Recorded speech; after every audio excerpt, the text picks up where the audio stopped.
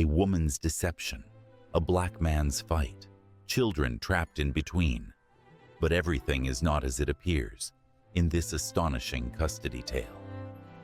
In the courtroom's silence, Jamal sat still, surrounded by the soft murmur of voices as the judge got ready for the day's sessions. Do you think that everyone deserves a fair trial? Or do you believe personal biases always seep into the courtroom? Share your thoughts in the comments.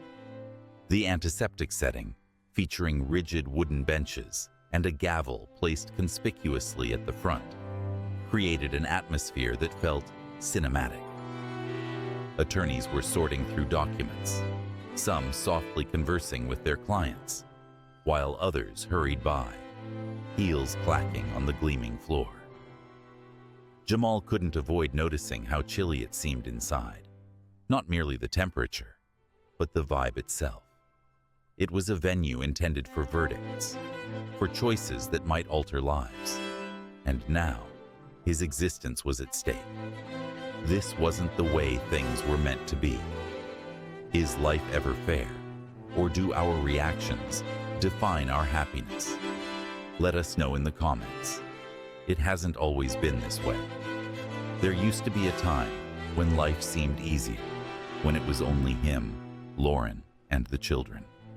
They were once a family, but now he was merely a man battling for his children in a courtroom, as his former partner sought to distort the narrative into something else entirely. The recollections rushed in, and before he could control it, he was experiencing it again.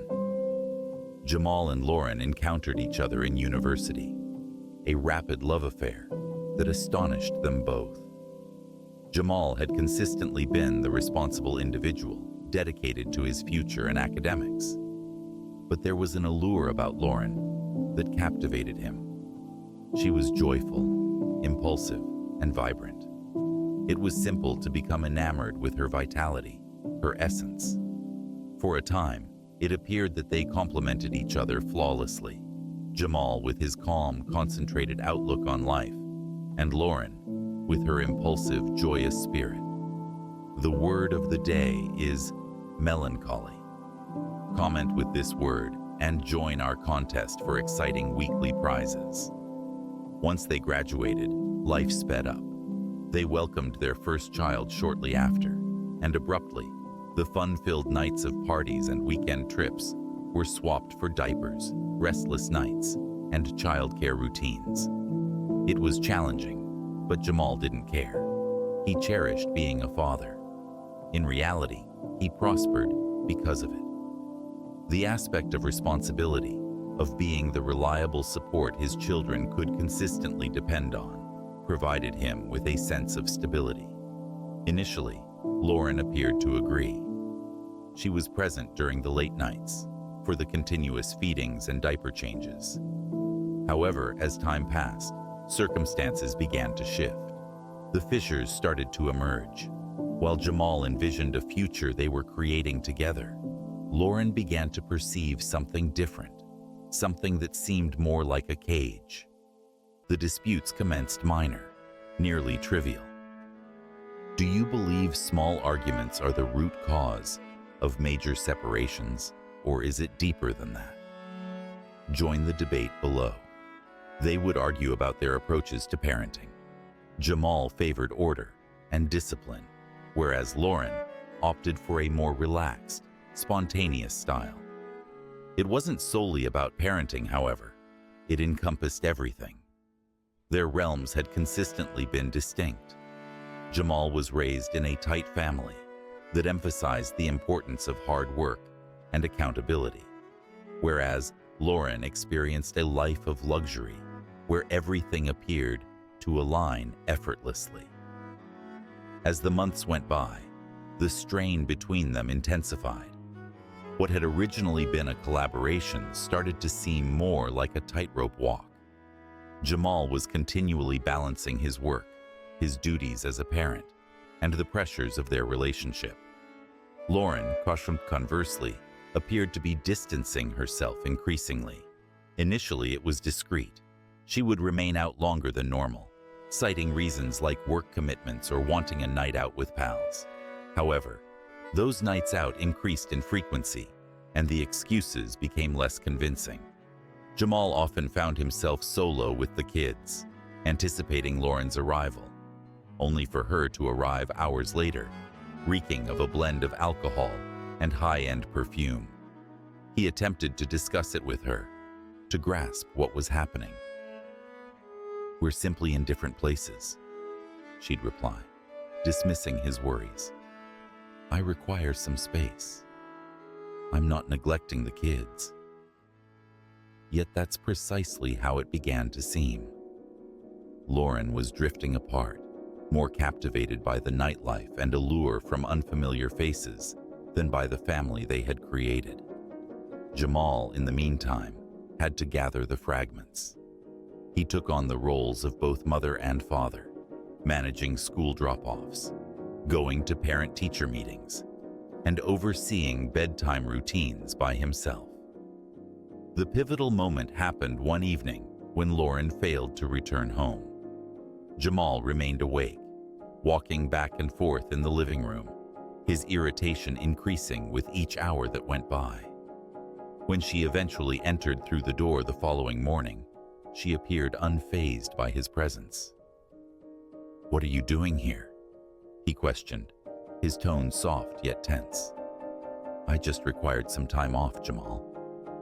Isn't that something I can have?" "It's not as if you don't have everything managed here," she remarked with a nonchalant gesture, as though her not being there was trivial. "However, this isn't solely about me, Lauren. We have children. You can't just leave whenever you want." She sighed, obviously fed up with the discussion. "You are so over the top. They are okay. You're really excelling with them," she said with sarcasm. At that instant, Jamal realized that things would never return to how they used to be. Everything they once had was lost, substituted by this empty facade of a relationship. Lauren no longer wished to be a mother, or at least not in the way Jamal required her to be.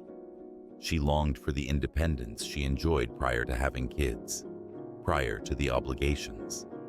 Although Jamal had come to terms with their altered lives, Lauren was still attempting to exist in a reality that was gone. In the following months, situations kept getting worse. Lauren was away from home for longer periods, and when she did return, she felt remote and detached. On the other hand, Jamal emerged as the bond that united everything. He would rise early to prepare the kids for school, make their lunches, and take them to their classes. After work, he would collect them, assist with homework, prepare dinner, and tuck them in. It was difficult, yet he did not grumble. Jamal's relentless dedication is inspiring, isn't it? For every comment on this video, a child's future could become a bit brighter. This was his family, and he was resolute in being present for them, even if Lauren wasn't. The ultimate tipping point occurred when Lauren nonchalantly revealed her intention to step back from parenting temporarily. "I just need a bit of time to sort things out," she remarked while arranging a suitcase. "You've got everything under control, haven't you?" Jamal was left speechless. "You're really going?"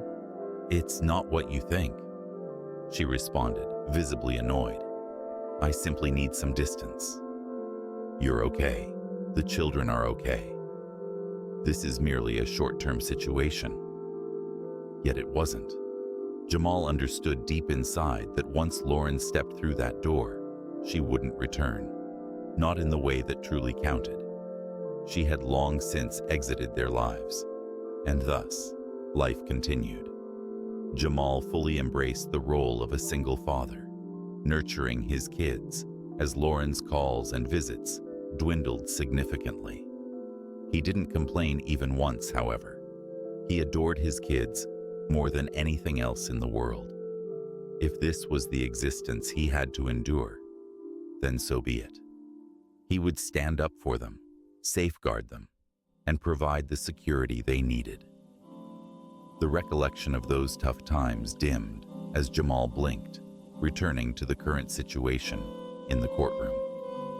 Are memories a refuge from reality or a reminder of what we've lost?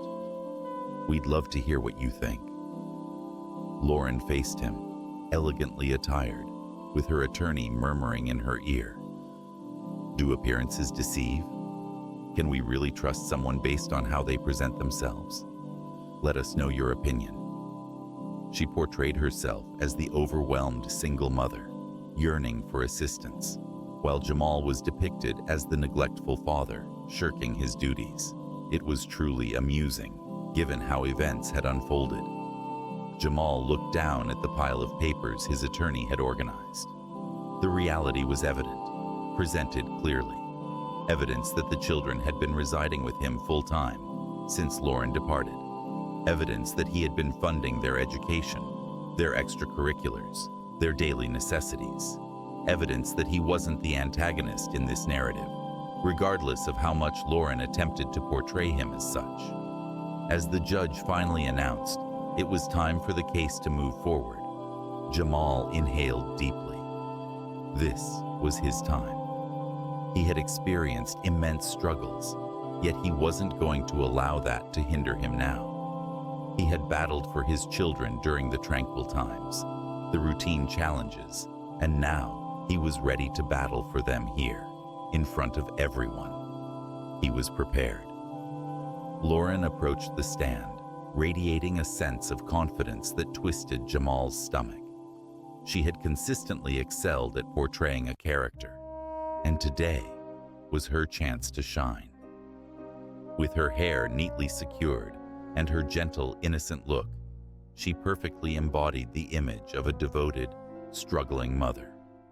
The courtroom quieted, everyone's gaze fixed on her as she started to talk. Her voice trembled, yet steady, just enough to appear fragile, but not feeble. The word of the day is resilience. Comment with this word to enter our contest and win amazing weekly prizes. I've done all I can, Lauren began, her eyes shining as she wiped them with a tissue. I truly have, but it's been incredibly difficult, Your Honor. I've been bringing up these children almost entirely by myself. Jamal, honestly, he simply isn't present, not as he ought to be. Who do you believe? Jamal's quiet strength or Lauren's emotional appeal? Share your viewpoint.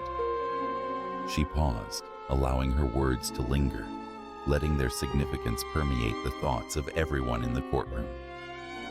Jamal tightened his fists beneath the table while maintaining a blank expression. This was what he anticipated. It was what she consistently did. Portray herself as the victim while secretly betraying him. In this sterile, formal setting, it was effective. Lauren's attorney stood, walking leisurely in front of the jury while speaking to the court. Miss Reynolds, could you share your experience of raising these children and handling everything on your own? Lauren sniffed, her voice quiet, yet firm. Who do you believe? Jamal's quiet strength or Lauren's emotional appeal? Share your viewpoint. It's been daunting.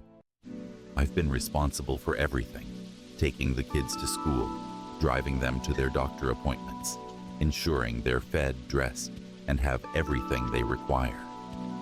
I accomplished everything mostly on my own without much assistance from Jamal, she said. The lawyer nodded as if her statement were undeniable, and then asked, Has Mr. Williams provided any financial support during this period? Lauren slowly shook her head, her lips forming a tight line. No, he has not. I've had to pick up additional shifts and work late into the night to ensure my kids are all right. It's been tiring, Your Honor, and it isn't just. I never chose to be a single parent. Jamal gazed forward, his heart racing in his chest. He sensed the gazes of the courtroom fixating on him, evaluating, presuming, already portraying him as the negligent, unpresent father. Lauren's performance was exceptional. and it was evident that everyone was captivated by it. He noticed how the judge's demeanor relaxed while Lauren was speaking, and the slight inclinations of the jury's heads as they related to her narrative. It was maddening.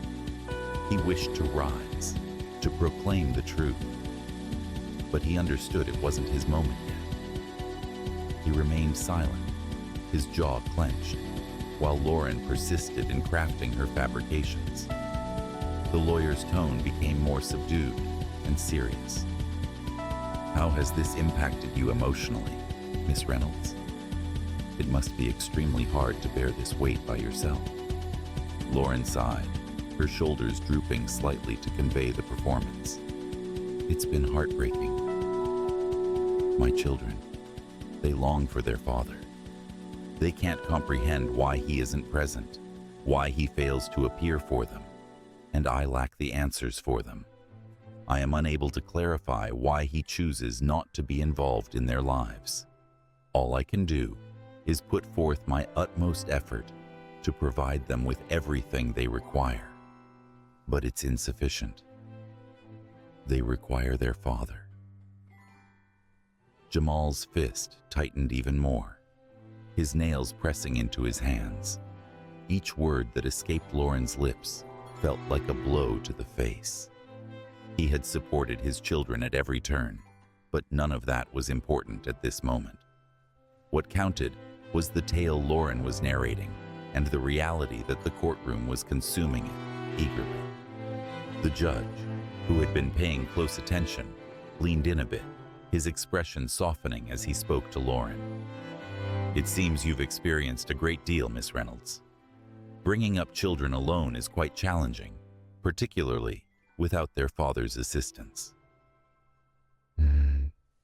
Lauren agreed, her voice breaking a little.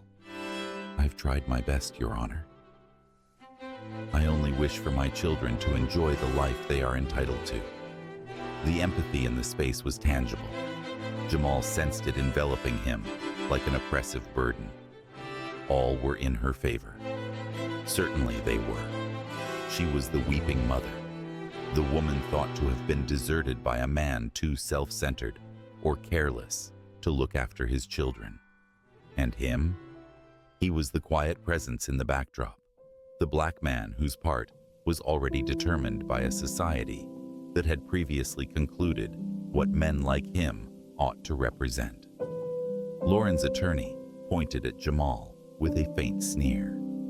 "And what about Mr. Williams? Has he taken any steps to participate in his children's lives, whether financially or in other ways?" Lauren's gaze connected with Jamal's for the first occasion during the trial, and for an instant, her assured facade slipped. However, she swiftly regained her composure and faced the judge again. "No," she stated assertively. "He hasn't." The phrase lingered in the atmosphere, thick with blame. The courtroom was silent, the tension palpable and heavy. Jamal sensed the walls tightening around him. He was depicted as the antagonist in this narrative, and it was irrelevant that none of it was accurate. What counted was the act Lauren was presenting, along with the reality that it was succeeding. The judge directed his look at Jamal, his face expressionless, yet doubtful. "Mr. Williams, do you wish to reply? Do you think our legal system is truly blind, or does it wear a mask of impartiality? Let's discuss." Jamal inhaled deeply, aware that this was his opportunity. As he began to speak, he couldn't ignore the judge's gaze upon him, or the jury's apparent conclusion that he was guilty in their view. Guilty of being absent, of being careless, of conforming to the stereotype they had anticipated he would embody. His attorney rested a comforting hand on his shoulder, but Jamal didn't feel comforted. He sensed confinement. This was more than a battle for child support. It was a battle for his core identity as a father and as a man. At this moment, it seemed as though the fight had already been defeated. The judge gave a small nod. "We will listen to Mr. Williams soon, but For the moment, Miss Reynolds, I appreciate your testimony. We will consider it. Lauren descended from the stand, her head held high as though she had already triumphed. And perhaps she had. Jamal noticed it in how the courtroom appeared to lean in her direction.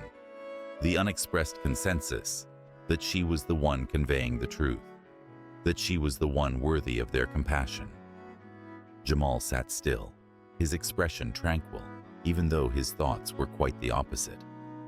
He was aware this would be challenging. He recognized the prejudices he faced.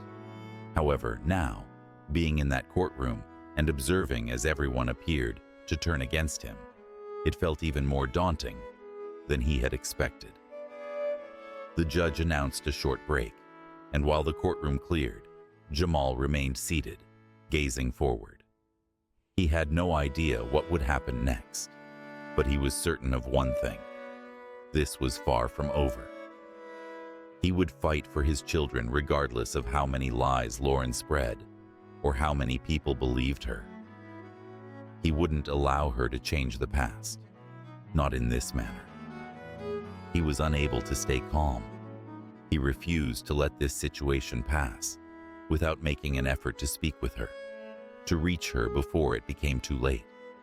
Perhaps he might be able to reason with her. Perhaps deep down, behind her self-satisfied facade, Lauren would come to see how harmful this route was, not only for him, but for their kids as well.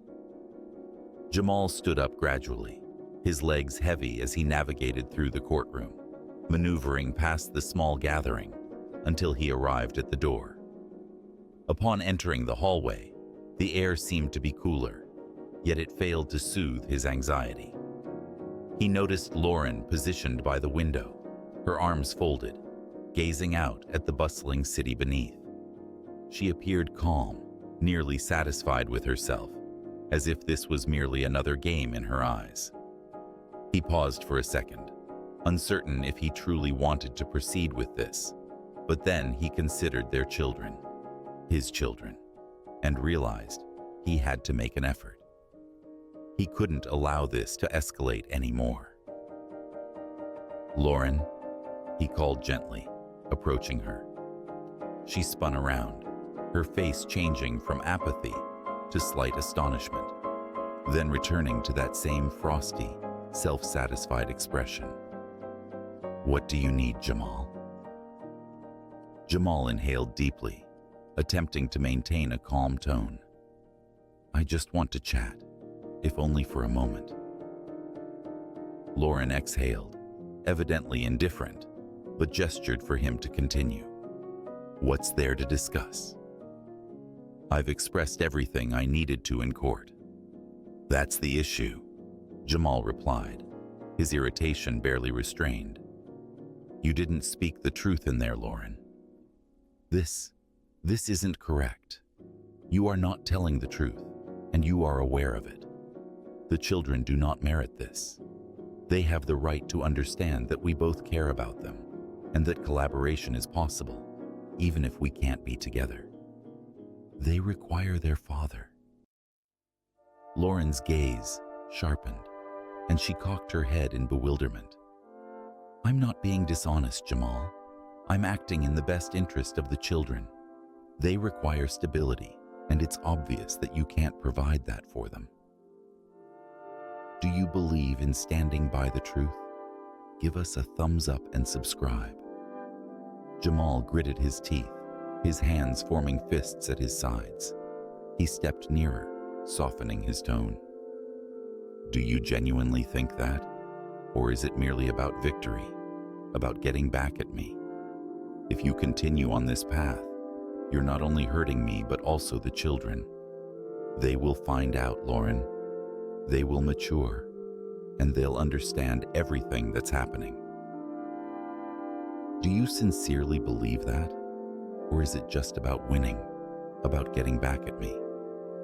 Do you genuinely wish for them to hold a grudge against you for complicating this unnecessarily?" For a brief instant, a glimmer appeared in Lauren's eyes, something resembling uncertainty.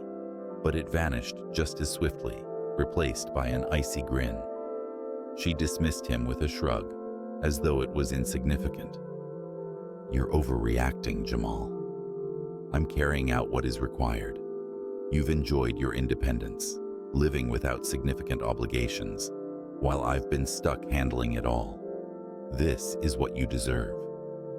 You really don't understand, do you? This no longer concerns you. It's about fulfilling my desires, and I want the kids beside me. And if you think this is the end, think again." The next video will delve into another gripping tale of perseverance in the face of adversity. You won't want to miss it. Jamal sensed the impact of her words strike him like a blow to the stomach. There was no arguing with her. She was set on winning regardless of the consequences. His chest constricted, the tension increasing until it seemed he could hardly breathe. He averted his gaze from her, feeling untrusting of his ability to speak further.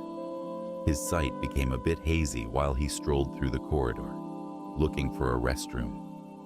Someplace, anywhere he could simply inhale, just reflect momentarily, without the space tightening around him.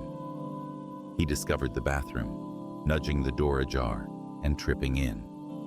He held onto the sink, his head lowered as he gazed at the watermarks on the porcelain. He gasped for air in shallow, uneven breaths, his heart racing violently as if it could explode from his chest. It wasn't just. None of this was just. He had endeavored to be the best dad possible, aimed to do good by his children, and yet here he found himself, battling against deceit, against prejudices, against a system that appeared intent on portraying him in the most negative way. A sob slipped from his throat before he was able to halt it. He clenched his jaw, doing his best to hold it together, but the tears flowed regardless, warm and painful as they streamed down his cheeks. He loathed this, loathed the helplessness he experienced, how powerless he was to alter anything. How was he supposed to fight for his children when the odds were so heavily against him? For a brief instant, he allowed himself to crumble, his shoulders trembling as he bent over the sink, the tears streaming unabated now. He did not desire this. He had not wished to be in this situation, battling the mother of his kids. He simply sought tranquility. He merely wished for his children to enjoy the life they earned, with both parents who cared for them. Yet, as the minutes passed, a recollection emerged, one he hadn't recalled in ages. He was a boy once more, standing in the yard with his father, the sun dipping down behind the trees. His father was a reserved individual, not given to lengthy talks or grand displays, yet Jamal had always admired him. He recalled how his father had once said to him, in that deep, unwavering voice, "Son, life isn't always just, but you should keep fighting for what's right, even if it seems like everyone's against you." Those words resonated in Jamal's thoughts, soothing him, grounding him. His father had confronted his own struggles, different yet equally challenging, and he had never lost hope. Jamal brushed his face with the back of his hand, inhaling deeply. He wasn't going to quit either. Not now, not ever. His children were worth defending, regardless of what Lauren aimed at him. 5 minutes remained until the recess was over. The time had come. Jamal stood up straight, looking at his image in the mirror. His eyes remained red, his face taut, but the tears had vanished. His hands were trembling a bit, yet he tightened them into fists, pushing himself to remain strong. He exited the bathroom, heading back to the courtroom. He sensed the heaviness of what lay ahead, yet he no longer felt fear. The reality was in his favor, and that was what counted. He wasn't about to let Lauren's falsehoods determine his identity. He wasn't going to allow her to triumph. Upon re-entering the courtroom, his attorney gave him a nod, her eyes reflecting a sense of calm resolve. Jamal settled into his chair, his heart calm now, his thoughts focused. The judge walked back into the room, and the conversation quieted as the session began again. The moment had come for Jamal to testify, to share his perspective, to advocate for his children, regardless of the challenges he would face. He was not going to give in, neither now nor ever. As his name echoed through the air, Jamal stood up from his chair, his legs firm beneath him, even with the significance of the occasion.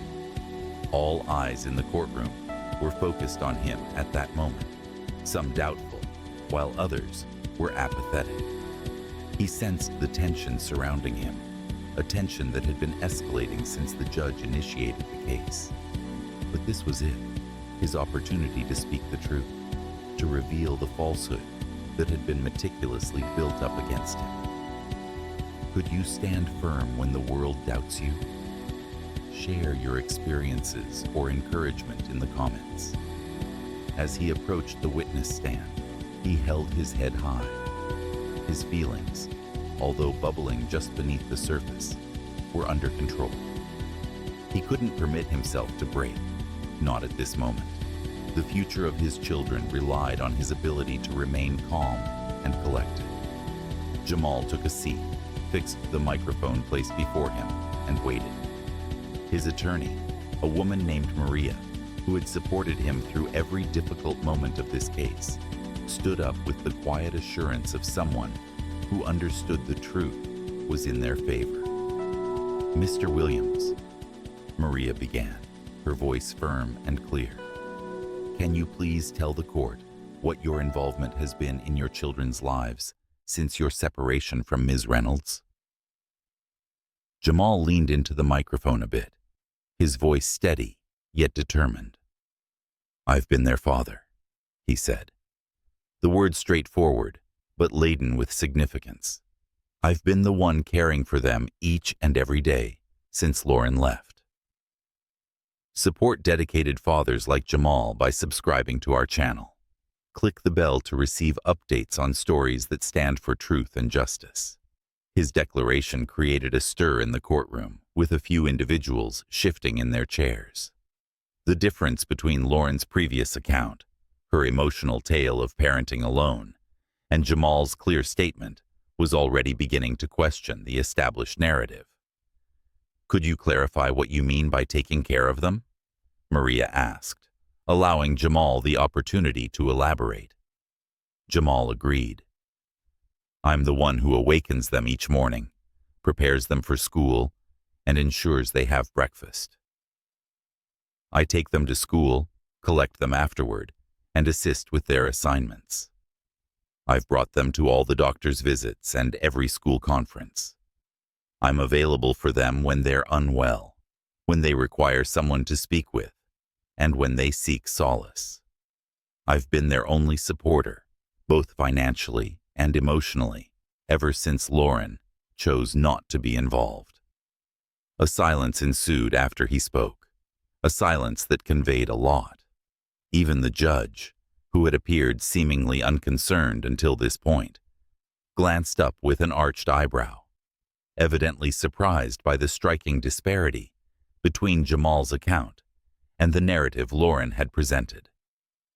Maria walked to the bench holding a pile of documents.